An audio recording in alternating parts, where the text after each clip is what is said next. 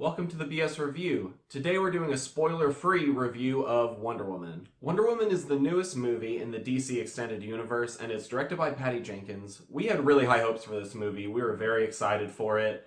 This movie met a lot of our expectations, and we enjoyed it. But that being said, we did have some things that we wanted to talk about, things we really liked, things we didn't like as much. One of the strongest parts of Wonder Woman was definitely the plot. I think it's the first DC universe movie to have a coherent plot that made sense all the way through, compared to Batman vs. Superman or something that was very confusing. It felt like you were very much missing out on parts of the movie. Along with a lot of other people, I was pretty skeptical about Gal Gadot's casting for Wonder Woman, but overall I think that she encompassed the character really well. I think that she portrayed the naive aspects of Diana's character when she comes into the world of man very well without losing her sense of identity and having like an identity crisis.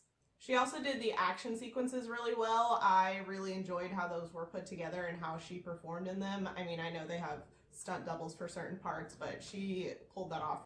Chris Pine plays Steve Trevor, a spy for the British. In this movie, he plays the supporting character for Diana, and I think they did a really good job in this movie of not having it be cheesy or hokey, especially with a female-led superhero movie, to have him, they didn't make him dumb or stupid, and I think that Chris Pine did a really good job of portraying that character.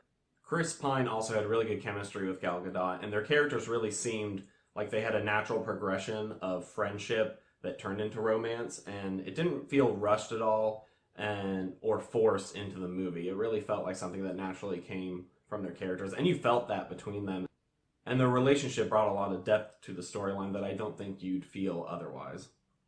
After Batman vs. Superman, I was kind of worried about how the CGI would look in this film after that one looked pretty poorly done. I was also worried after seeing some of the trailers for Wonder Woman that the slow-mo scenes would be too much and too frequent and that they would just be really gratuitous about it. But I actually thought that they accented the action scenes really well and that it wasn't overdone. So I think the CGI overall in this film was pretty darn good. The director, Patty Jenkins, did a really good job with this movie. I think having a female director really helped the first big female superhero movie, and it shows. There wasn't a lot of ham-fisted moments where it was very much like, oh look, she's a woman, and I thought the film was shot beautifully and it was paced really well. My biggest and pretty much only critique of this movie is the fact that because it's set in World War I and has to do with the Germans, the plot was kind of similar to Captain America, the First Avenger, at least some of the parts dealing with the war aspect of it. It just had a lot of similarities.